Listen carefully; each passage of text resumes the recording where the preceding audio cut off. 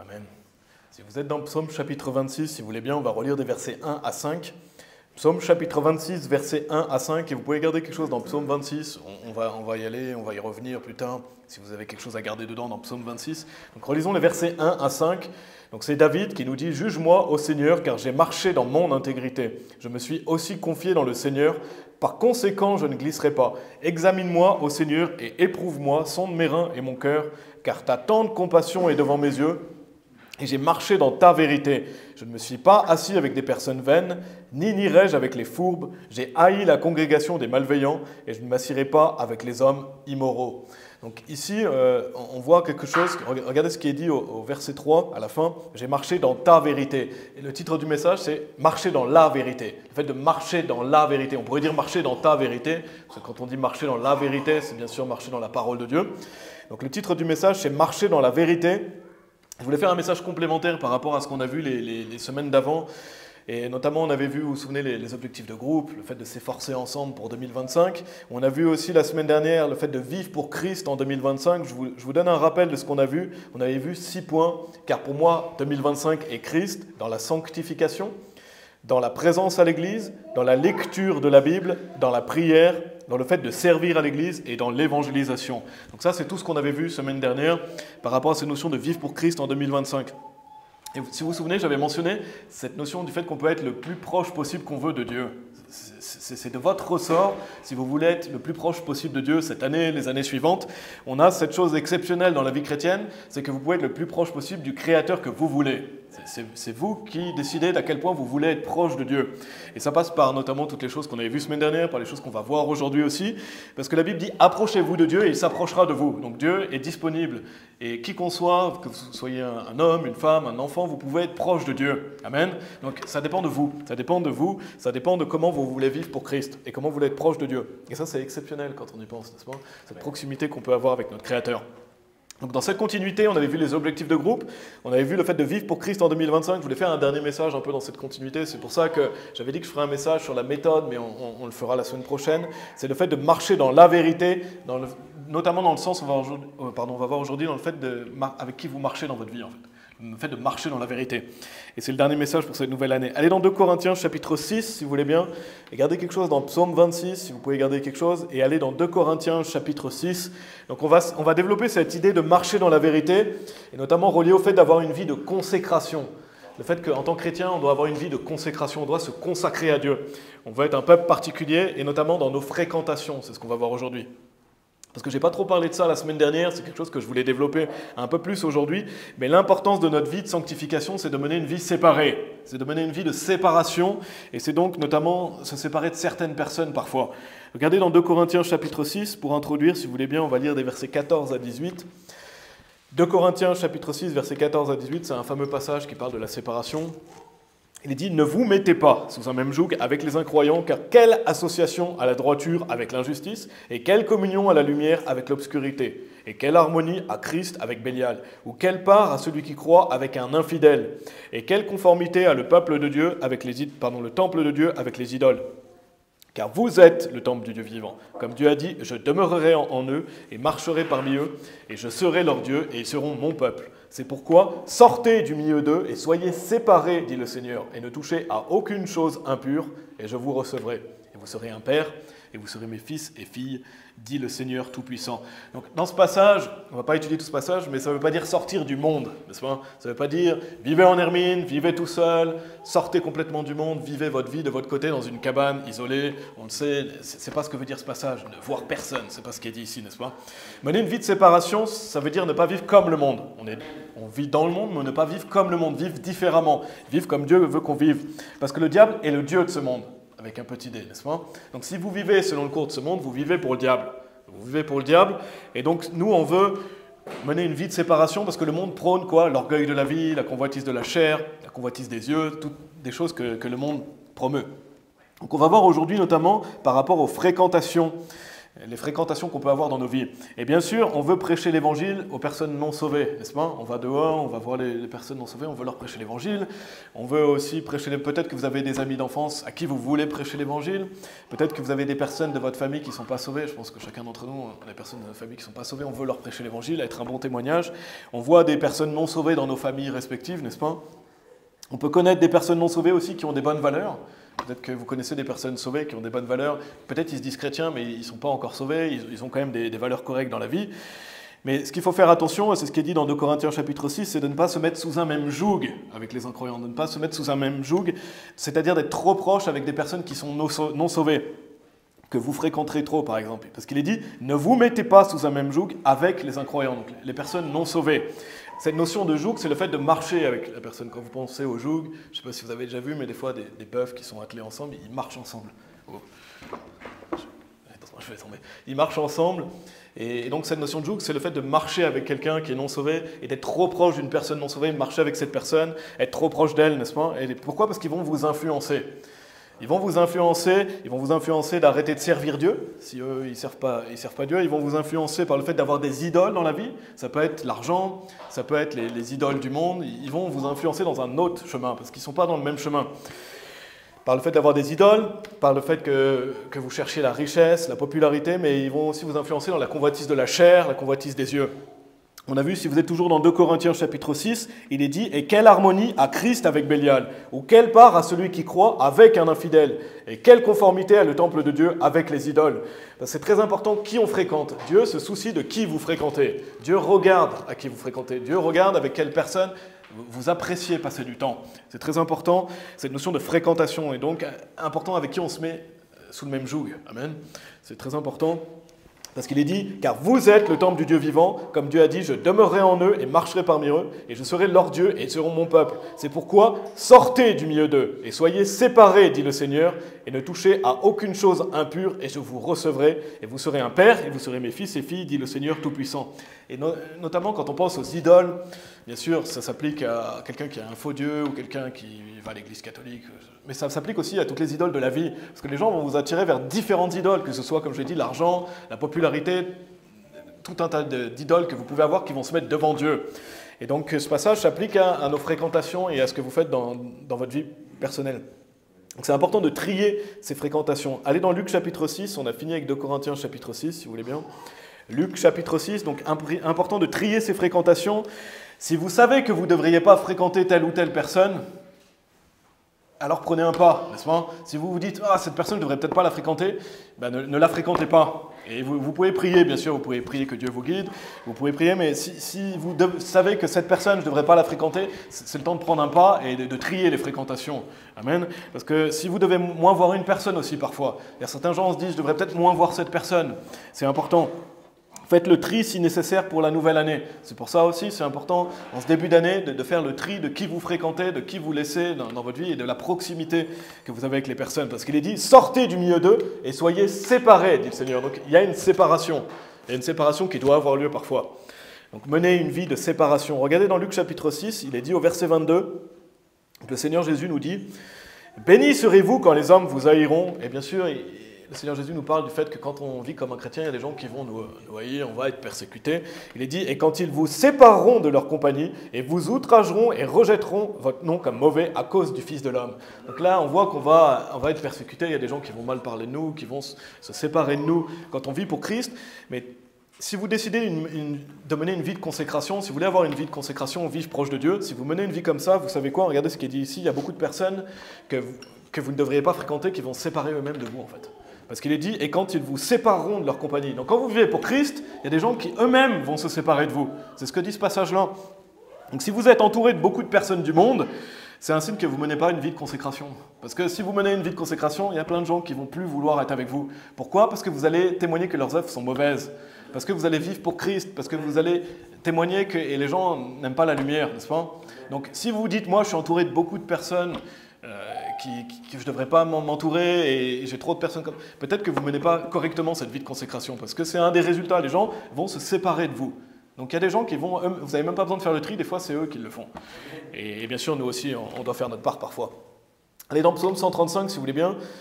Mais si vous vivez pour Dieu, beaucoup de personnes vont s'écarter parce que vous allez témoigner que leurs œuvres sont mauvaises. Et par votre bon comportement, par le fait que vous dites « Non, moi je ne fais pas ça. Non, moi je ne veux pas prendre part à ça. Moi je ne veux pas aller là. Moi je ne veux pas faire ça. » Et il y a des gens qui ne vont plus vouloir être avec vous parce qu'ils savent que vous allez témoigner que leurs œuvres sont mauvaises. Regardez Psaume 135 au verset 4. Toujours en guise d'introduction, après on rentrera dans les parties un peu plus tard, on retournera dans Psaume 26. Psaume 135 au verset 4, il dit « Car le Seigneur a choisi Jacob pour lui-même et Israël pour son trésor particulier. » Et on est l'Israël spirituel quand on est sauvé, n'est-ce pas? On fait partie de l'Israël spirituel. Donc pour Dieu, on est un trésor particulier. Si vous êtes sauvé, vous êtes un trésor particulier pour Dieu. Et est-ce que vous ne voulez pas vivre comme tel? Vivre comme un trésor particulier. Dieu estime chaque personne qui est sauvée comme un trésor particulier. Donc ça devrait nous faire envie de vivre pour Dieu, n'est-ce pas? Et de vivre comme tel. Dieu nous estime comme un trésor particulier, donc ça veut dire mener une vie de séparation. Amen. Mener cette vie de séparation. Et bien sûr, c'est votre responsabilité de qui vous fréquentez. C'est entre vous et Dieu. Vous savez. Il n'y a pas de police d'aller checker qui vous fréquentez chez vous. C'est entre vous et Dieu. C'est votre responsabilité. Retournez dans le psaume 26, si vous voulez bien. Une dernière chose, avant de relire le psaume 26. Je ne vais pas le développer dans ce message, ça pourrait faire un message en lui-même, peut-être que j'en parlerai une prochaine fois. Mais vos fréquentations, nos fréquentations peuvent avoir un impact sur nos enfants également. Donc attention à ça aussi. Combien de fois dans la Bible, on voit, par exemple, un homme de Dieu qui fréquente les mauvaises personnes et ses enfants tournent mal? Et ça arrive plusieurs fois avec des rois de la Bible. Attention aux gens que vous fréquentez, parce que ça a un impact sur vos enfants. Si vous avez des mauvaises fréquentations, ça impacte vos enfants. Plus vous voyez ces personnes, en plus ça va les impacter. Donc l'impact des personnes malfaisantes sur les enfants, attention à ça. Et je ne vais pas développer ça aujourd'hui, mais c'est important de le noter. Allez dans Psaume 26, si vous y êtes. Donc on va relire des versets 1 à 11. On va rentrer dans l'étude du Psaume 26. On n'est pas encore rentré dans les parties, tout ça c'est une introduction, mais on va introduire cette notion de séparation, de vivre pour Dieu. Il y a des Psaumes 26, des versets 1 à 11. C'est un court psaume, donc on va le relire ensemble. Il est dit « Juge-moi, ô Seigneur, car j'ai marché dans mon intégrité. Je me suis aussi confié dans le Seigneur, par conséquent je ne glisserai pas. Examine-moi, ô Seigneur, et éprouve-moi, sonde mes reins et mon cœur, car ta tendre compassion est devant mes yeux, et j'ai marché dans ta vérité. Je ne me suis pas assis avec des personnes vaines, ni n'irai-je avec les fourbes. J'ai haï la congrégation des malveillants, et je ne m'assirai pas avec les hommes immoraux. Je laverai mes mains dans l'innocence, ainsi encerclerai-je ton autel, ô Seigneur, afin que je puisse publier avec la voix de remerciement et raconter toutes tes œuvres prodigieuses. Seigneur, j'ai aimé l'habitation de ta maison et le lieu où ton honneur demeure. Ne rassemble pas mon âme avec les pécheurs, ni ma vie avec les hommes sanguinaires, dans les mains desquels est la malveillance et leur main droite est pleine de corruption. Dernier verset, mais quant à moi, je marcherai dans mon intégrité, rachète-moi et sois miséricordieux envers moi. Donc, avant d'aller dans les parties dans ce psaume, on peut lire que David, à ce moment donné de sa vie, il était capable de dire qu'il marche avec Dieu. Parce qu'il est capable de dire à Dieu, juge-moi. Il est capable de dire à Dieu, je marche dans mon intégrité, je marche pour toi, je vis pour toi. Donc ça veut dire qu'il n'a pas de péché majeur dans sa vie à ce moment-là. Parce qu'il dit à Dieu, tu peux me juger. Et il faut avoir l'audace de dire à Dieu, juge-moi, oh Seigneur. Ça veut dire qu'il sait qu'il n'a pas de péché majeur, il sait qu'il est en règle avec Dieu, il sait qu'il marche avec Dieu. C'est pas être sans péché, parce que dans ces cas-là, on ne pourrait jamais dire une chose pareille, n'est-ce pas? On est tous pécheurs. On est tous pécheurs, c'est pas être sans péché, mais c'est ne pas avoir de péché majeur, ça veut dire qu'il est en règle avec Dieu. Il sait qu'il est en règle avec Dieu, il sait qu'il fait de son mieux, qu'il marche avec Dieu. Et c'est une marche quotidienne, parce qu'on apprend bien sûr plus tard, on apprend dans la Bible que David va faire des graves péchés, n'est-ce pas? Il va commettre l'adultère, il va tuer quelqu'un, à ce moment-là, il ne marche pas avec Dieu. C'est une marche quotidienne, et on doit marcher quotidiennement, et décider de marcher avec Dieu, de revêtir le nouvel homme. Donc on veut chacun être capable de regarder à Dieu qui connaît tout. Dieu connaît votre cœur, il connaît pourquoi vous faites certaines choses, il connaît vos motivations, il connaît ce que vous faites. Et on veut être capable de dire à Dieu et lui dire « Juge-moi Seigneur, car je marche dans mon intégrité ». Et on veut être capable de dire ce genre de choses à Dieu parce que on voit ce concept que Dieu sonde le cœur, n'est-ce pas? Dieu connaît, il sonde le cœur, il sonde les reins. Donc il regarde ce que vous faites, il regarde ce qu'on fait et avec quelle motivation aussi on fait les choses. Il regarde au cœur, ça veut dire avec quelle motivation on va faire les choses. Donc c'est important. C'est le fait de marcher avec une bonne conscience. On va marcher avec une bonne conscience devant Dieu. Et si vous marchez avec une bonne conscience devant Dieu, vous marchez avec une bonne conscience devant les hommes. Ça va avec. Donc si vous marchez avec Dieu, vous marchez dans une bonne conscience envers les hommes. Je ne vais pas développer ça. Mais vous ne pouvez pas dire « j'aime Dieu, mais je déteste mon prochain ». Si vous aimez Dieu, vous allez aimer votre prochain. Donc ça va avec.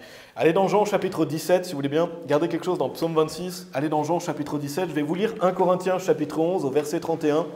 Il est dit, car si nous nous jugions nous-mêmes, nous ne serions pas jugés. Et on va bientôt célébrer ce qu'on appelle le souper du Seigneur au mois d'avril. On l'avait fait l'année dernière, si vous vous rappelez. Ce qu'on appelle le souper du Seigneur, on croit que ça remplace la Pâque. C'est un passage dans ce contexte, 1 Corinthiens chapitre 11, le verset 31, mais c'est vrai dans la vie de manière générale. Si vous vous jugez vous-même, vous ne serez pas jugé. Qu'est-ce que ça veut dire? Ça veut dire examinez-vous. Examinez-vous, prenez le temps d'examiner. Ah, ça, je ne devrais pas le faire. Ça, je devrais changer. Examinez votre comportement, examinez votre marche avec Dieu, afin de ne pas être jugé. Parce que si vous vous jugez vous-même, vous ne serez pas jugé. C'est très important, cette notion. Et David est capable de dire « Juge-moi, ô Seigneur », parce qu'il s'est examiné lui-même avant. Et il sait qu'il est en règle avec Dieu. Et donc c'est ce qu'on doit chacun faire. Vous ne voulez pas être jugé, jugez-vous vous-même. Amen. Donc réfléchissez à vos fréquentations notamment, et c'est ce qu'on va développer. Mais regardez Jean chapitre 17 au verset 17. Donc Jésus nous dit « Sanctifie-les par ta vérité, ta parole est vérité ». Donc quand on parle de marcher dans la vérité, dans ta vérité, on parle de marcher dans la parole de Dieu, n'est-ce pas? La vérité est dans la Bible. Quand vous dites « je marche dans la vérité », c'est que je marche dans les commandements de Dieu. Je marche dans la parole de Dieu. Vous ne pouvez pas dire « je marche avec Dieu, mais par contre je ne garde pas ses commandements ». Non, marcher dans la vérité, c'est marcher dans la parole de Dieu. Sanctifie-les par ta vérité, ta parole est vérité. Retournez dans Psaume 26, si vous voulez bien maintenant. Psaume 26. Mes amis, il y a un lien que je veux faire entre le temps que vous passez dans la parole de Dieu, le temps que vous consacrez à Dieu, comment vous marchez avec Dieu, il y a un lien avec ça, et le fait que vous ne pourrez pas supporter d'être entouré de certaines personnes. Il y a un lien entre ça. Le temps que vous passez dans la parole de Dieu et le temps que vous passez avec certaines personnes, vous n'allez plus supporter certaines personnes. Pourquoi? Parce que vous passez du temps dans la parole de Dieu. Et c'est ce qu'on voit dans le psaume 26, on va relire les versets 3 à 4. Vous n'allez pas supporter la communion avec certaines personnes si vous marchez dans la vérité. Regardez dans le psaume 26, au verset 3 et 4, il est dit « Car ta tendre compassion est devant mes yeux, et j'ai marché dans ta vérité ». Et le fait qu'il marche dans la vérité, David, la conséquence, c'est au verset 4, « Je ne me suis pas assis avec des personnes vaines, ni n'irai-je avec les fourbes ». Conséquence de marcher dans la vérité, il ne s'est pas assis avec les personnes vaines et il ne va pas avec les fourbes. Donc le temps que vous passez dans la parole de Dieu, et si vous marchez dans la vérité, il y a certaines personnes que vous n'allez plus supporter d'être avec. Et c'est là où la séparation a lieu, une vie de séparation. Allez dans le psaume 1, si vous voulez bien, parce que ce n'est pas le seul passage où on retrouve ce concept. Donc ce concept de plus vous passez de temps dans la parole de Dieu, plus vous marchez dans la vérité, plus certaines personnes, vous allez vous séparer de certaines personnes. Et on retrouve ça dans le psaume 1 aussi.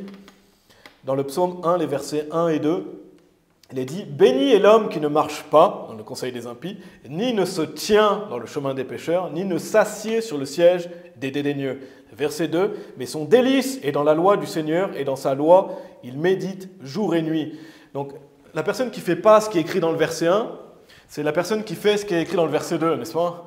La personne qui ne va pas marcher dans le conseil des impies, se tenir dans le chemin des pécheurs, s'asseoir dans le siège des dédaigneux, c'est une personne qui fait de la parole de Dieu son délice, qui médite la parole de Dieu jour et nuit, donc qui lit la Bible, qui médite la Bible. Donc il y a aussi ici un lien entre le fait de passer du temps dans la parole de Dieu et les personnes que vous ne voulez plus fréquenter. Il y a un lien direct. Il y a un lien direct, on le voit aussi dans Psaume 1, versets 1 et 2.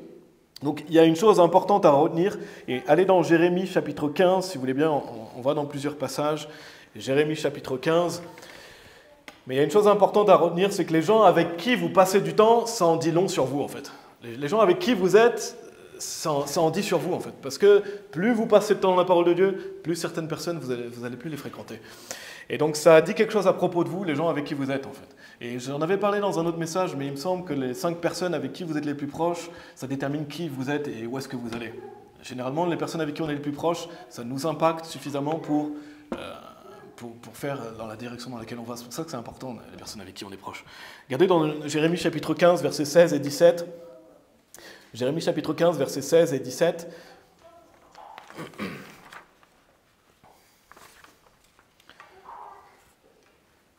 Il est dit, « Tes paroles se sont-elles trouvées, je les ai aussitôt mangées, et ta parole m'a été la joie et l'allégresse de mon cœur. Car je suis appelé par ton nom, ô Seigneur des armées. Je ne me suis pas assis dans l'assemblée des moqueurs, ni ne me suis réjoui. Je me suis assis tout seul à cause de ta main, car tu m'as rempli d'indignation. » Et on voit le prophète Jérémie ici, il dit qu'il a mangé la parole de Dieu. Ça symbolise le fait que, mangez pas votre Bible, n'est-ce pas, mais ça symbolise le fait de se nourrir de la parole de Dieu. C'est spirituel, on se nourrit de la parole de Dieu. On se nourrit de la parole de Dieu. Donc ici, Jérémie dit, j'ai mangé ta parole, je me suis nourri, j'ai médité ta parole. Et c'est la joie et l'allégresse de mon cœur, j'espère que c'est le cas aussi pour vous, n'est-ce pas? Quand on lit la parole de Dieu, quand on la médite, c'est la joie et l'allégresse de notre cœur, car je suis appelé par ton nom, ô Seigneur des armées. Et la conséquence de ça, encore une conséquence ici, je ne me suis pas assis dans l'assemblée des moqueurs. Et il est dit, ni ne me suis réjoui, je me suis assis tout seul. Donc Jérémie, il fait quoi? Je vais être tout seul, je ne veux pas m'asseoir avec ces gens-là. Il est tout seul. Il est tout seul, il prend cette décision de non, je ne peux pas aller avec ces personnes-là parce que j'ai mangé la parole de Dieu, parce que je suis dans la parole de Dieu. Donc il y a une conséquence, c'est le verset 17. Et là, ça parle des moqueurs, des personnes qui se moquent, des dédaigneux. Et il dit, il ne s'est pas réjoui non plus. On ne va pas se réjouir quand les gens se moquent, n'est-ce pas? On ne va pas se réjouir notamment quand les gens se moquent de Dieu et de la parole de Dieu. Donc Jérémie dit, je me suis assis tout seul parce qu'il s'est nourri de la parole de Dieu, parce qu'il marche dans la vérité, alors il s'est séparé de certaines personnes. Et il a mené une vie de séparation, et là il dit, je suis tout seul. Donc une conséquence de marcher dans la vérité, c'est le fait de se séparer de certaines personnes. Retournez dans Psaume 26, si vous voulez bien. Et je ne vous avais pas donné, mais tout ça c'était la première partie. Je crois que j'avais oublié de le mentionner, mais tout ça c'était la première partie, c'est le fait de marcher dans la vérité. La première partie aujourd'hui, c'est marcher dans la vérité. Donc on avait vu une introduction, on a vu cette notion de marcher dans la vérité. Maintenant on va faire une deuxième partie, qu'on retrouve dans Psaume 26 au versets 3 et 4. Psaume 26, versets 3 et 4. Donc, première partie, marcher dans la vérité, c'est le titre du message aussi. Deuxième partie, ne pas s'asseoir avec des personnes vaines, ni aller avec des fourbes. C'est ce qu'on retrouve au Psaume 26, au versets 3 et 4. Il est dit, car ta tendre compassion est devant mes yeux, et j'ai marché dans ta vérité. Et on voit aussi le fait qu'il marche dans sa vérité, c'est parce qu'il regarde à la tendre compassion de Dieu, n'est-ce pas? Il regarde au Seigneur Jésus, il regarde à Dieu. Et il est dit, je ne me suis pas assis avec des personnes vaines, ni n'irai-je avec les fourbes. Et je vais vous donner quelques indications. Je ne sais pas si vous savez ce que ça veut dire que le mot vain dans ce passage. Une personne vaine, qu'est-ce que c'est?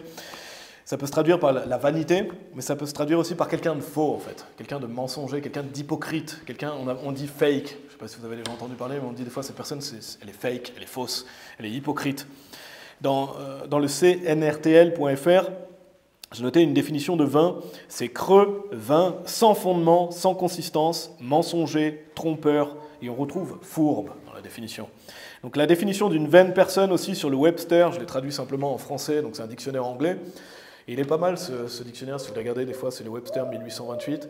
Il est dit vide, sans valeur, n'ayant aucune substance, valeur ou importance. Donc c'est une des définitions de vain. Ça peut être aussi quelqu'un qui est fier de petites choses ou de réalisations insignifiantes, exalté par une haute opinion de ses propres réalisations ou par des choses plus voyantes que précieuses, vaniteux. Donc c'est quelqu'un qui a une autre opinion de lui-même, qui est vaniteux et qui s'exalte lui-même. Donc là où je veux me focaliser, c'est que une personne vaine, c'est quelqu'un de faux, c'est quelqu'un d'hypocrite, c'est quelqu'un qui est superficiel, on appelle ça. Sur l'internaute, une définition de l'hypocrisie, si vous demandez ce que c'est, l'hypocrisie, c'est une attitude qui consiste à dissimuler son intention véritable ou à montrer des sentiments ou des opinions que l'on n'a pas en réalité.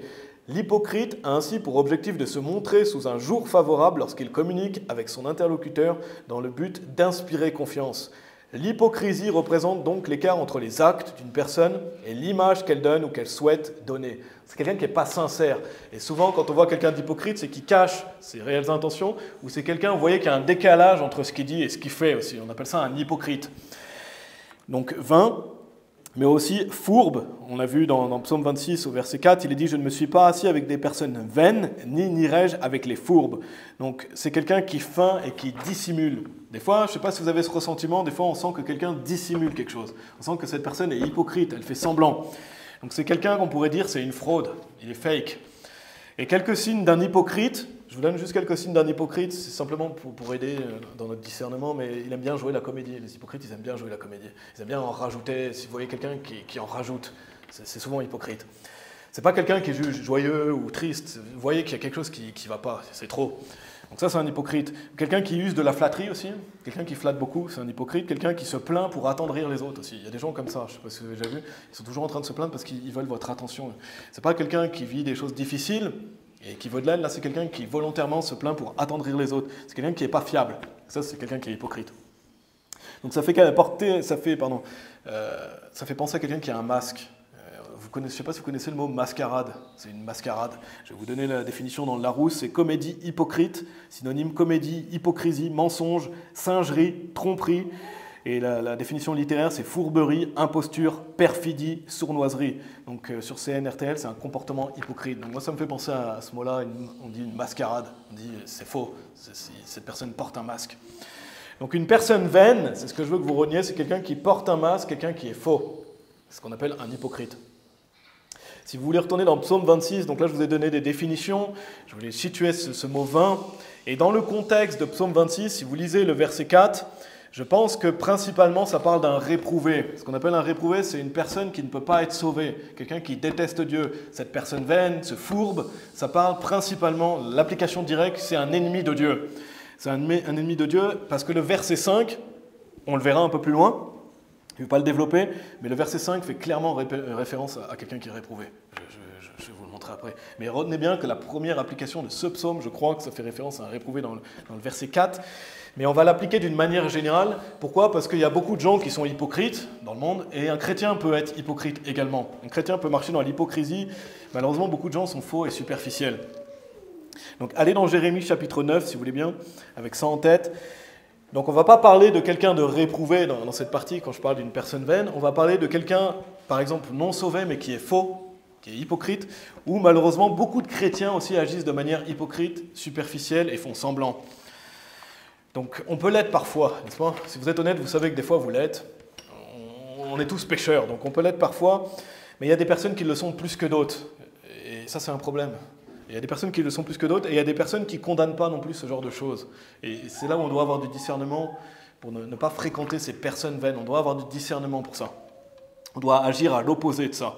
Regardez Jérémie chapitre 9 au verset 8, et il est dit « Leur langue est comme une flèche décochée, elle profère la tromperie. De sa bouche, il parle de paix avec son voisin, mais en son cœur, il lui dresse des embûches. » Et soyez alerte avec ça. Ça arrive malheureusement, des gens qui vous parlent de paix, des gens qui vous font croire qu'ils vous aiment, et en fait dans leur cœur, ils dressent des embûches. Et c'est des personnes qui vous flattent, qui sont hypocrites. Ils ont une intention qui est différente de ce qu'ils montrent. Ils font semblant. Et ça arrive souvent que les gens disent de belles choses devant vous, mais c'est faux. C'est faux, ils ne pensent pas ce qu'ils vous disent. Donc on le voit ici dans ce passage. Mais en son cœur, il lui dresse des embûches. Retournez dans Psaume 23, si vous voulez bien. Psaume 23, donc on veut voir cette notion de vaine personne, on va développer ça. Parce que la Bible dit que quelqu'un qui marche dans la vérité, il ne s'assoit pas avec des vaines personnes. Il ne va pas avec les fourbes. Et donc on veut grandir en discernement par rapport à ça. Et ça fait sens parce que, donc on va relire les versets 3 et 4 avant, mais Psaume 26, versets 3 et 4, il est dit « Car ta tente compassion est devant mes yeux, et j'ai marché dans ta vérité. Je ne me suis pas assis avec des personnes vaines, ni n'irai-je avec les fourbes. » Ça fait sens que si vous marchez dans la vérité, vous ne voulez pas être avec quelqu'un qui est faux. Pourquoi, si vous marchez vous-même dans la vérité, vous voulez faire votre mieux pour vivre la vie chrétienne, vous n'avez pas envie d'être avec quelqu'un qui est faux? C'est l'opposé, la vérité et le mensonge. Donc quelqu'un qui marche avec Dieu, il ne va pas vouloir marcher avec quelqu'un qui marche dans la fausseté, n'est-ce pas? Être un hypocrite, c'est l'opposé de marcher dans la vérité. Quelqu'un qui marche dans la vérité, c'est quelqu'un qui est authentique, qui est sincère. Être un hypocrite, c'est l'inverse, c'est faire semblant. Donc c'est l'opposé de ce que dit David. David dit à Dieu, tu connais mon cœur, donc ça veut dire qu'il n'est pas hypocrite. Parce que vous ne pouvez pas dire à Dieu, juge-moi au Seigneur, et ce qu'il est en train de dire, si lui-même est un hypocrite. Non, il dit, juge-moi au Seigneur, parce que ce n'est pas un hypocrite, il est quelqu'un de sincère. Il est quelqu'un qui fait de son mieux pour marcher avec Dieu. Il n'est pas en train de frauder, ce n'est pas quelqu'un de faux, n'est-ce pas? Parce que mes amis, si vous marchez dans la vérité, ça devrait engendrer le fait de ne pas supporter d'être avec des personnes fausses. Si vous marchez dans la vérité, vous n'allez pas supporter d'être avec certaines personnes. Parce que, et non plus, vous ne voulez pas agir comme ça non plus. Mais ça va créer une séparation. Et une dure réalité, malheureusement, c'est que beaucoup de personnes sont des hypocrites. Beaucoup de personnes sont des hypocrites, beaucoup de gens sont faux. Et malheureusement, c'est la réalité de notre monde dans lequel on vit. Je suis désolé de vous dire ça, et je pense que vous le savez si vous êtes un minimum honnête, il y a beaucoup d'hypocrites, il y a beaucoup de gens qui font semblant. Et des fois, on pense que les gens sincères sont gentils. Si vous avez cette tendance à être gentil, vous vous dites « Ah, cette personne, elle est gentille, donc elle est sincère. » On pense que les gens gentils sont sincères et on pense que les gens mauvais, ils sont faux. Mais ce n'est pas toujours le cas. Il y a beaucoup de gens qui font les gentils, mais en fait qui sont faux et qui ne sont pas sincères. Et attention aux gens qui sont trop gentils aussi. Attention aux gens qui vous dites « Pourquoi il est aussi gentil ?» C'est bien d'être gentil, on veut être gentil avec les autres. On veut être bienveillant, on veut aimer son prochain, mais beaucoup de gens, même qui paraissent gentils, sont faux. On l'a vu, il parle de paix avec son voisin, mais en son cœur, il lui dresse des embûches. Donc attention aux personnes qui sont trop gentilles, parce que des fois, c'est parce qu'elles compensent en fait qu'elles ne sont pas gentilles. Donc, elles en rajoutent. Bien sûr, on doit être gentil encore une fois, mais attention à ça. On veut être gentil, mais en étant réel, en étant authentique, en étant sincère, pas en étant faux. Attention à ça, attention aux gens qui flattent et qui manipulent et qui sont trop. Vous dites, c'est trop là. Il y a quelque chose qui est trop, attention à ça. Donc autre chose, si vous-même vous supportez et vous aimez être avec des personnes fausses qui sont hypocrites, c'est peut-être parce que vous l'êtes vous-même. Et c'est difficile à entendre, mais si vous supportez vraiment, vous aimez être avec des personnes hypocrites, vous marchez avec des personnes, ça dit quelque chose sur vous. Ça dit que vous-même vous êtes trop hypocrite, parce que vous ne supporteriez pas ça sinon. Et réfléchissez à ça, si vous aimez être avec des hypocrites, peut-être que vous êtes hypocrite vous-même. C'est pour ça qu'il faut s'examiner, vous dire « Ah, c'est vrai, je dois faire attention ». Pourquoi vouloir être proche de personnes qui sont fausses, qui vous mentent, qui vous trompent, qui vous flattent, qui vous manipulent? Si vous avez du fellowship, ce qu'on dit du fellowship, donc la communion avec eux, si vous restez avec eux, si vous appréciez ça, ça laisse savoir que vous ne marchez pas dans la vérité. Parce que David, il dit, parce que je marche dans la vérité, je ne suis pas avec ces personnes. Donc bien sûr, des fois, on peut faire face à des personnes qu'on ne supporte pas et avec lesquelles on ne préférerait pas être. Et notamment dans votre travail séculier, si vous avez un travail séculier, un travail dans le monde, on doit travailler avec des gens qui sont comme ça, n'est-ce pas? Malheureusement, le monde du travail est rempli d'hypocrisie. Si vous ne le savez pas, vous allez l'apprendre. Malheureusement, beaucoup de gens font semblant. Ils parlent dans le dos, ils vous disent des belles choses devant, et puis derrière, c'est pas la même chose. Il y a beaucoup d'hypocrisie dans le travail parce que c'est le monde qui est comme ça. Mais parfois, on doit passer du temps avec des personnes comme ça parce qu'on travaille et on est avec ces gens-là. Donc, malheureusement, ce n'est pas quelque chose de volontaire. Ça ne veut pas dire que vous appréciez forcément ça, mais vous devez être avec ces personnes-là quand vous travaillez. Mais vous devez être vigilant et voir avec qui vous passez du temps. De même, je ne vous dis pas d'être impoli avec les gens. Non, on doit être poli, on doit être respectueux, on doit avoir un bon témoignage, on doit aimer notre prochain, n'est-ce pas? Ce n'est pas parce que vous savez que cette personne est hypocrite que vous allez commencer à mal lui parler, n'est-ce pas? Vous voulez être respectueux, vous voulez être poli, courtois. On doit faire un bon témoignage. Et à travers votre bon témoignage, Dieu voulant, il y aura peut-être une opportunité de prêcher l'évangile, parce qu'on veut prêcher l'évangile aux personnes non sauvées. Le problème, c'est quand vos amis sont comme ça. Le problème, c'est quand vos amis sont faux.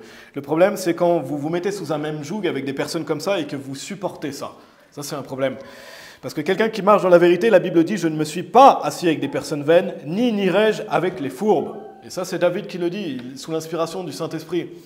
Donc soyons honnêtes avec nous-mêmes, si c'est votre cas, changez. Si vous dites « Moi, je suis trop entouré », changez. Amen. Triez vos fréquentations, faites attention à qui vous fréquentez. Donc soyons de la vérité, et soyons ce genre de personnes sincères et authentiques. Et n'aimons pas l'hypocrisie et la fausseté, n'est-ce pas? Et on a eu dans le passé des personnes fausses, peut-être que vous ne l'avez pas noté, mais il y avait des hypocrites dans le passé, dans notre groupe, qui font semblant des gens hypocrites. Et malheureusement, il y en a dans les églises, et quand vous vivez pour Dieu, il y a des gens hypocrites. On peut le sentir des fois dans la manière de parler ou de se comporter des personnes, que la personne est hypocrite. Et comme je dis, ça peut nous arriver, personne n'est parfait, mais il y a des gens qui sont trop dedans, et il y a même des gens qui font semblant. Donc une chose qui ressort aussi parfois, et que je veux souligner aussi, c'est que des fois, cette manière hypocrite, ça ressort dans la manière d'évangéliser de ces personnes. Je ne sais pas si vous aviez noté ça, mais on a eu ça dans le passé, mais il y avait des gens qui prêchaient mal l'évangile. Ils prêchaient l'évangile de manière fausse. En fait, ils prêchaient l'évangile, mais ils n'en avaient rien à faire. Et on peut essayer de les aider en leur disant, voilà, soyez ordonnés, posez des questions. Et c'est comme si ça passait au-dessus. Ils allaient prêcher l'évangile, ils citaient seulement quelques versets comme ça à l'oral, des fois même pas le bon verset, juste quelques versets. C'était désordonné, ils faisaient prier sans poser de questions, ou très peu de questions, et ils ne changeaient pas. Donc on voyait cette manière fausse dans la manière de prêcher l'évangile de ces personnes. Donc, et c'était des personnes qui se disaient savoir faire. Ce n'était pas quelqu'un de nouveau, parce que quand on est nouveau, c'est normal, on apprend, n'est-ce pas? Et c'est pour ça qu'on a fait aussi une série. Je vous invite à écouter la série pour qu'on puisse s'améliorer. Mais si quelqu'un dit savoir évangéliser et qui prêche de manière désordonnée, il cite seulement certains versets, il prie sans poser de questions, ou alors il perdait du temps. Ils étaient là juste pour faire une discussion, ça se voyait que c'était faux. Et j'espère que vous voyez ce que je veux dire, mais ça ressortait, cette hypocrisie dans la manière d'évangéliser. Et attention à ça en 2025, on veut prêcher du mieux possible l'évangile, n'est-ce pas? On veut prêcher du mieux possible l'évangile, c'est notre première mission, donc on doit prendre ça au sérieux. Amen. On doit toujours continuer à prendre ça au sérieux. Et on n'est pas là pour faire la discussion et pour perdre du temps avec les gens quand on va évangéliser. On est là pour prêcher l'évangile. On est là dans un but, c'est que la personne soit sauvée. On veut que la personne soit sauvée, c'est parce qu'on aime la personne. On n'est pas là pour faire la discussion, pour perdre du temps. Dieu nous en garde que notre groupe devienne hypocrite en évangélisation un jour. C'est toujours important de le rappeler. C'est notre première mission, à l'évangéliser, ce n'est pas pour faire semblant ou pour perdre du temps, n'est-ce pas? On va prêcher l'évangile, on veut que la personne soit sauvée. Et bien sûr, avec certaines personnes, ça prend plus de temps que d'autres parce qu'ils ont plus de questions, on doit plus expliquer. Mais ça se voit quand quelqu'un n'est pas intéressé, vous le voyez si quelqu'un n'est pas intéressé. De même, ça se voit quand quelqu'un prêche l'évangile avec fausseté et quand il fait exprès de perdre du temps. Donc, s'il vous plaît, attention à ça aussi. Faisons attention à ça. dans cette manière de prêcher l'évangile, on veut toujours garder cette manière de bien prêcher l'évangile. Retournez dans Psaume 26 si vous voulez bien. Donc on a vu la partie 1, je vous rappelle le titre du message, marcher dans la vérité. Une des conséquences que David nous donne, c'est le fait de ne pas s'asseoir avec les vaines personnes, ni d'être avec les fourbes. La troisième partie maintenant, et c'est ce qu'on trouve en Psaume 26 au verset 5, si vous y êtes, on va relire le verset 5, dans le Psaume 26. Il est dit « J'ai haï la congrégation des malveillants, et je ne m'assierai pas avec les hommes immoraux. » Donc David nous dit qu'il y a quelque chose qu'il déteste là, n'est-ce pas? C'est chrétien de détester certaines choses. Il ne dit pas « j'ai aimé la congrégation des malveillants ». Et il marche avec Dieu là. Il dit « j'ai haï la congrégation des malveillants ». Pourquoi? Parce que ce mot « malveillant », c'est le mot « evildoers », donc ceux qui font le mal, dans la King James. Et le mot « immoraux », c'est « the wicked ». Je ne sais pas si vous l'avez déjà lu dans la King James, on dit « the wicked ». Et en fait, ces deux mots, allez dans Psaume 37 si vous voulez bien, on va regarder, mais le fait de faire le mal, donc qu'on retrouve dans la King James, et le mot « the wicked », ça signifie un réprouvé. Souvent, quand vous voyez le mot « the wicked » ou « the proud », l'orgueilleux, le malfaisant, ça parle de quelqu'un, d'un ennemi de Dieu. Dans beaucoup de passages. Ça fait souvent référence à quelqu'un d'extrêmement pervers, pas un individu normal. Et donc une personne qui ne peut pas être sauvée, et je ne vais pas développer aujourd'hui, mais c'est ce qui est dit dans Romains chapitre 1, il y a des gens qui sont abandonnés à un esprit réprouvé. Donc des gens qui sont allés trop loin et qui détestent Dieu et qui sont abandonnés à cet esprit réprouvé. Allez dans Psaume 37, je vais simplement vous lire Job 31, verset 3. Job, il nous dit, et Job c'était l'homme le plus juste de sa génération, il nous dit « La destruction n'est-elle pas pour le pervers et une correction étrange pour les ouvriers d'iniquité ?» Job disait « Les ouvriers d'iniquité, ils vont aller en enfer. » Parce que ce n'est pas simplement quelqu'un qui commet des péchés, c'est quelqu'un qui volontairement travaille pour l'iniquité. C'est quelqu'un, par exemple, un faux prophète, quelqu'un qui volontairement prêche un faux salut pour damner les gens, ce qu'on appelle un faux prophète, un réprouvé. Donc ici, il est dit la destruction n'est-elle... Il sait que la destruction est pour le pervers ici, et une correction étrange pour les ouvriers d'iniquité. Donc the wicked, ici, c'est traduit par le pervers, et ça fait assurément référence à un réprouvé, parce que les ouvriers d'iniquité, allez dans Psaume 37, c'est des réprouvés aussi. Il est dit dans Psaume 37 au verset 1, il est dit « Ne te tracasse pas à cause des malfaisants, ne sois pas non plus envieux des ouvriers d'iniquité. » Les malfaisants, ici, c'est evildoers qu'on retrouve dans le Psaume 26, et c'est dans un contexte où il est mention des ouvriers d'iniquité. Donc le verset 5, la première application, pourquoi je vous montre tout ça, c'est que je crois que le malfaisant, dans le Psaume 26, ça fait référence à un réprouvé. Ce n'est pas un individu normal, c'est quelqu'un d'extrêmement malfaisant. Allez dans le Psaume 139, si vous voulez bien. Donc quand il est dit, Psaume 26, verset 5, « J'ai haï la congrégation des malveillants, et je ne m'assierai pas avec les hommes immoraux », ça parle de la congrégation des réprouvés. Ça ne parle pas des gens non sauvés de manière générale. Vous avez détesté les gens. Non, ça parle de la congrégation, les gens, ici les malveillants, c'est les réprouvés, les ennemis de Dieu. Donc il ne veut pas être en communion avec les ennemis de Dieu.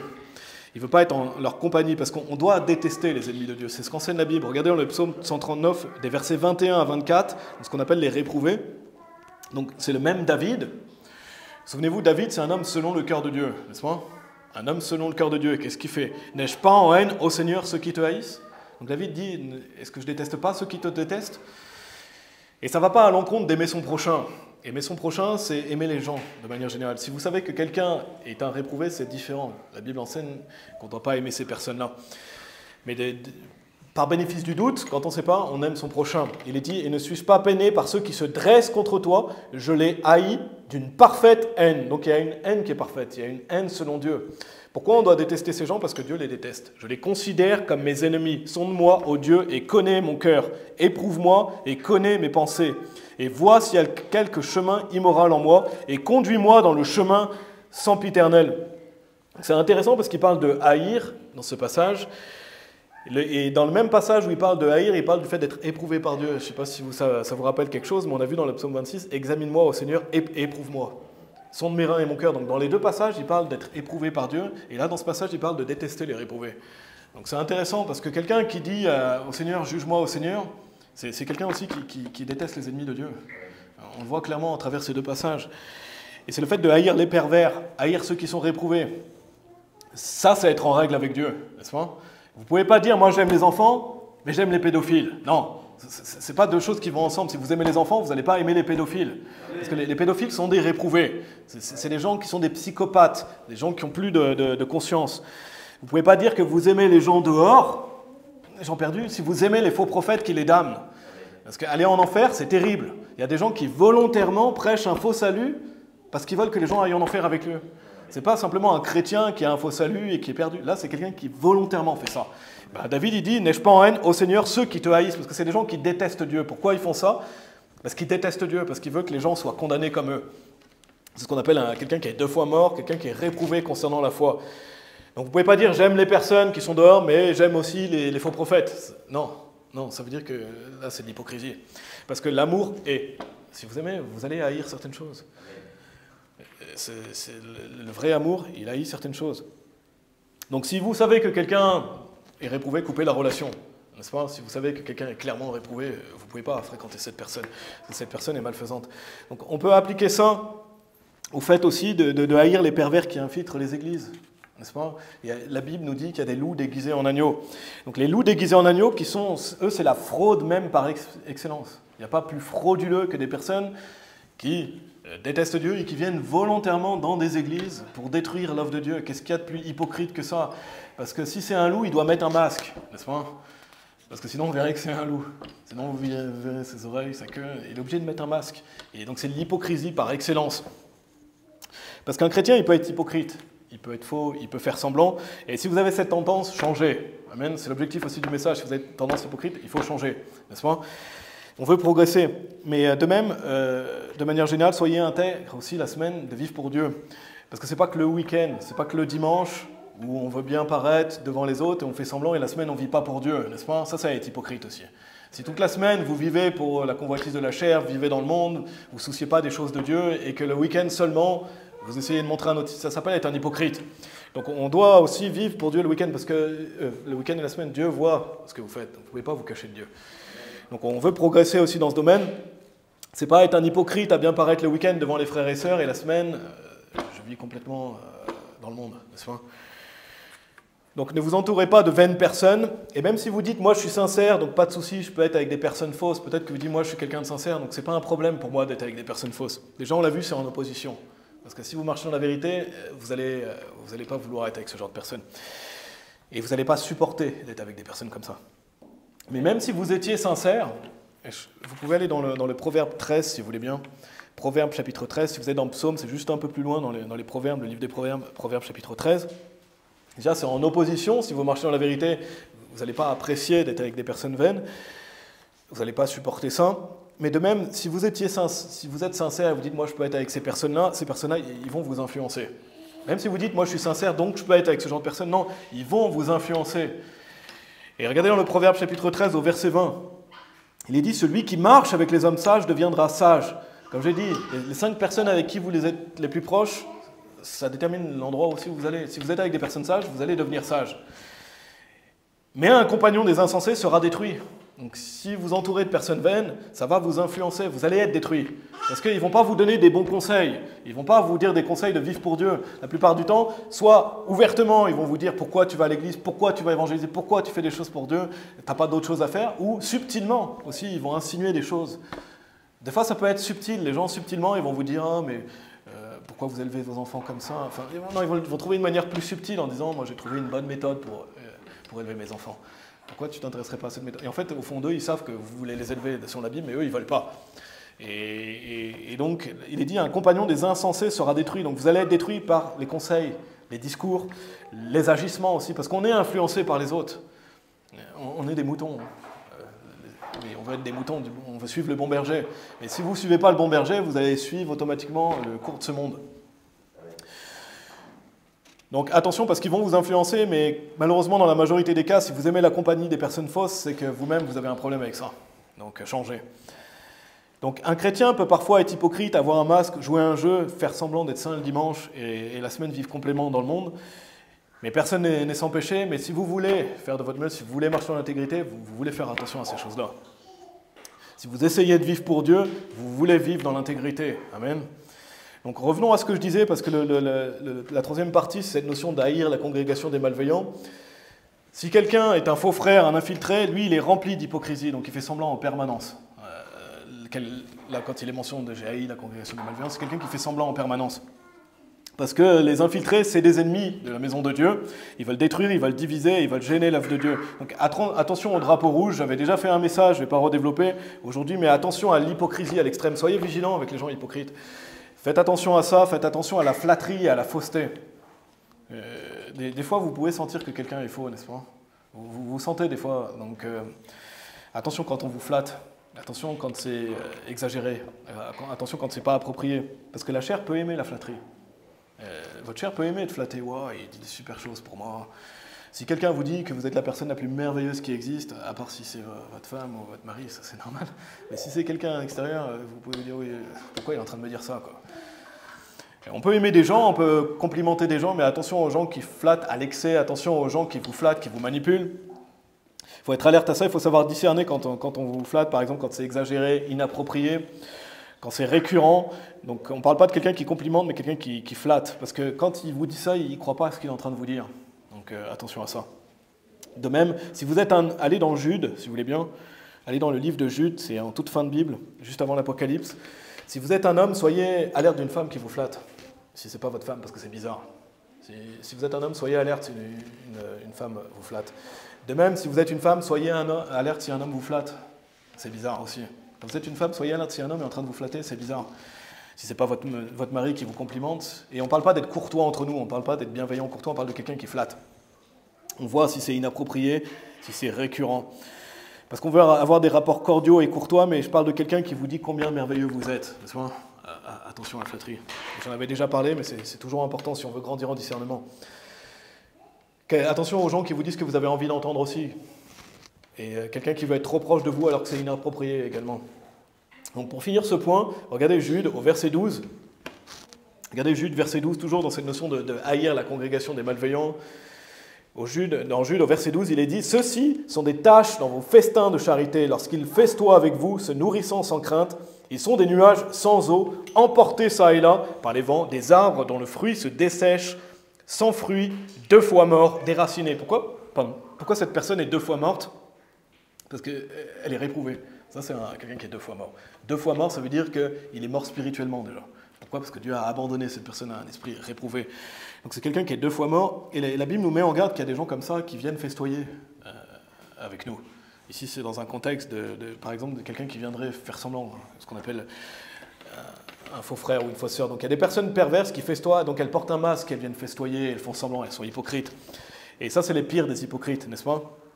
Et c'est pas pour vous effrayer que je dis ça, j'en avais déjà parlé, mais c'est pour le fait d'avoir du discernement, parce qu'on sait que Dieu nous protège. Amen. On sait que Dieu nous protège, on sait que Dieu veille sur nous, mais ayons du discernement, on veut grandir en discernement. Et ça, c'est marcher dans la vérité. Parce que David, il dit que se séparer de certaines personnes, c'est qu'il est capable de les remarquer. Parce que sinon, il ne pourrait pas se séparer de ces gens-là. Quelqu'un qui grandit en discernement, il va voir plus de choses, et c'est ce qu'on veut. Et si vous voulez protéger aussi vos enfants, protéger votre famille, vous devez grandir en discernement. C'est extrêmement important, le discernement. Et si vous manquez de discernement, demandez à Dieu, parce que Dieu va vous donner de la sagesse. Et Dieu va vous donner de la sagesse. Donc un bon moyen de grandir en discernement, écoutez bien, c'est de marcher dans la vérité. Marcher dans la vérité, et vous allez pouvoir reconnaître les vaines personnes, les fourbes, reconnaître les drapeaux rouges quand ils ressortent. Retournez dans Psaume 26, si vous voulez bien. Psaume 26, donc dites-vous bien, vous n'aurez jamais un bon discernement si vous êtes vous-même hypocrite. Si vous êtes vous-même hypocrite, vous n'allez pas avoir un bon discernement. Vous devez vouloir marcher dans la vérité. Autre chose, vous n'aurez pas un bon discernement si vous ne détestez pas ceux qui veulent détruire les églises, si vous ne détestez pas les réprouvés, si vous ne prenez pas conscience que c'est sérieux, que ça existe malheureusement. Pour avoir un bon discernement, il ne faut pas minimiser les choses, il faut prendre les choses au sérieux. Alors on doit aimer notre prochain, on doit être bienveillant, etc. Mais quand il y a des choses qui sont évidentes, il ne faut pas fermer les yeux et ne pas vouloir les voir. Donc qu'est-ce qu'on a vu aujourd'hui? Marcher dans la vérité en première partie. Ça engendre quoi? Ne pas s'asseoir avec des personnes vaines, ni aller avec des fourbes. Ça engendre, j'ai haï la congrégation des malveillants. Et dernière partie, qu'est-ce que ça engendre? J'ai aimé l'habitation de ta maison. Regardez Psaume 26, versets 6 et 7. Psaume 26, versets 6 et 7, David nous dit « Je laverai mes mains dans l'innocence, ainsi encerclerai-je ton autel, ô Seigneur, afin que je puisse publier avec la voix de remerciement et raconter toutes tes œuvres prodigieuses. Seigneur, j'ai aimé l'habitation de ta maison et le lieu où ton honneur demeure. » Et l'habitation de sa maison, aujourd'hui, c'est l'église, n'est-ce pas? Quand vous venez, et nous on a une extension structurelle, vous venez dans la maison de Dieu, n'est-ce pas? Nous on est un groupe, mais on se réunit en faisant partie de Strong Tower. Donc le résultat de marcher dans la vérité, de ne pas s'asseoir, qu'on a vu, le fait d'haïr, c'est quelqu'un qui aime la maison de Dieu. Si vous aimez la maison de Dieu, vous allez aimer la maison de Dieu.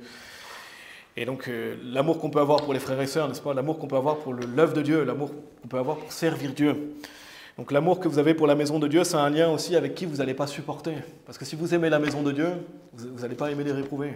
Si vous aimez la maison de Dieu, il y a certaines personnes que vous allez vous écarter de ces personnes dans vos vies personnelles. Vous allez marcher dans la vérité, donc ça veut dire faire tout son possible pour marcher avec Dieu, pour vivre une vie de consécration.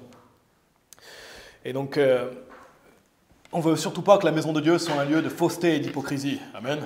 Dieu nous en garde que la maison de Dieu soit un lieu où l'hypocrisie est mise en valeur, la fausseté, la tromperie. Non, on veut être sincère, on veut être authentique, n'est-ce pas? On veut avoir un réel amour, un amour non fin pour les autres. Et David aimait la maison de Dieu. Il aimait venir louer, il aimait venir écouter sa parole. Regardez au verset 12, il dit « Mon pied se tient dans un lieu aplani, dans les congrégations bénirai-je le Seigneur. » Donc c'est aussi une des conséquences d'aimer la maison de Dieu. Et si vous aimez la maison de Dieu, vous n'allez pas aimer les loups, n'est-ce pas? Un berger, il ne va pas aimer qu'un loup se promène parmi les brebis. Il va protéger. Donc David était quelqu'un de sincère, il marchait dans la vérité, et il peut dire ça, il peut dire qu'il appréciait la maison de Dieu pour toutes ces choses qu'on a vues. Le fait de venir célébrer Dieu. On va finir avec Psaume 86, si vous voulez bien. Psaume 86. Donc en conclusion de ce message, mes amis, en 2025, et même par la suite, ayez une vie de consécration à Dieu, n'est-ce pas? On est un peuple particulier. Ça passe par nos fréquentations, ça passe par le fait d'avoir du discernement. Ça passe par le fait de devenir plus sincère et de vouloir marcher dans la vérité. Parce qu'on échoue bien souvent. On échoue, on est pécheur, mais on veut être un chrétien complet. Ne pas être quelqu'un de faux et d'hypocrite. Amen. Et regardez dans Psaume 86 au verset 11.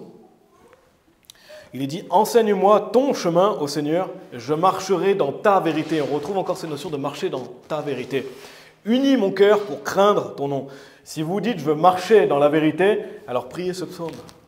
Priez, enseigne-moi ton chemin, ô Seigneur. Je marcherai dans ta vérité. Unis mon cœur pour craindre ton nom. Parce qu'on doit craindre Dieu. Et j'aime beaucoup cette notion de « Unis mon cœur pour craindre ton nom ». C'est vraiment profond. Et vous pouvez prier les psaumes. Pas comme une vaine répétition. Vous priez dans vos mots aussi, mais vous pouvez prier ces magnifiques psaumes. Parce que c'est des chants, et vous pouvez en faire aussi des prières. Donc si vous dites « Je veux marcher dans la vérité », dites au Seigneur, enseigne-moi ton chemin, au Seigneur. Je marcherai dans ta vérité, unis mon cœur pour craindre ton nom. Donc marchons dans la vérité. Parce qu'on l'a vu, car ta tendre compassion est devant mes yeux, et j'ai marché dans ta vérité. Le fait de marcher dans la parole de Dieu, ça va avoir des conséquences si vous marchez avec Dieu. Il y a peut-être certaines personnes qui vont se séparer de vous. Ben, laissez-les partir. C'est que ce n'est pas les bonnes personnes. N'est-ce pas? Si vous avez des amis qui vous disent « je ne veux plus te fréquenter », ben c'est comme on a vu dans Luc, n'est-ce pas? Et si vous savez que certaines personnes sont fausses, il faut savoir ne plus fréquenter certaines personnes ou moins fréquenter certaines personnes. Ça, c'est entre vous et Dieu. J'espère que ce message, justement, ça aide à grandir en discernement et à voir l'importance de nos fréquentations. Amen. On va prier. Merci Seigneur, merci pour ta parole. Seigneur, ta parole est une lumière sur nos sentiers, Seigneur. Merci de nous mettre en garde, Seigneur, parce que tu nous mets en garde contre certaines personnes, Seigneur, parce que c'est pour notre bien. Comme nous, on peut mettre en garde nos enfants aussi envers certaines personnes, ou voilà, d'enseigner nos enfants. Seigneur, tu enseignes tes enfants à travers ta parole. Seigneur, je prie pour que si une personne doute ou se dit que c'est trop dur, Seigneur, que la personne puisse prendre conscience que c'est la Bible, c'est les psaumes, c'est David qui était un homme selon ton cœur, Seigneur. Il aimait certaines choses, mais il détestait aussi certaines choses, parce que, comme le Seigneur Jésus-Christ, il a aimé la droiture, mais il a haï le mal. Je paraphrase, mais merci Père, merci pour cette lumière de ta parole. Merci Seigneur de nous aider dans nos fréquentations, de nous aider dans notre vie de tous les jours, Seigneur, à savoir discerner et à grandir en discernement, de donner de la sagesse, Seigneur.